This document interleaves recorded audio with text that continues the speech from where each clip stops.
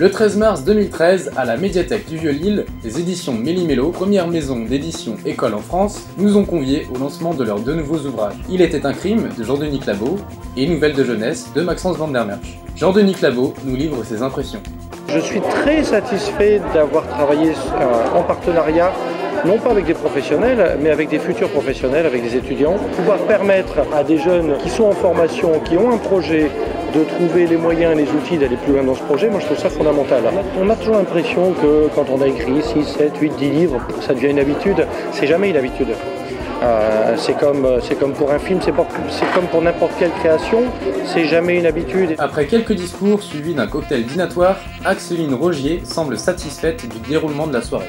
On est super fiers, on était super stressés parce que c'est quand même un gros boulot et il y a plein de professionnels et tout, donc on avait un peu la pression et finalement ça se passe super bien, on est super contente, il y a du monde et justement ça nous prouve qu'on n'a pas fait tout ça pour rien, donc c'est super cool.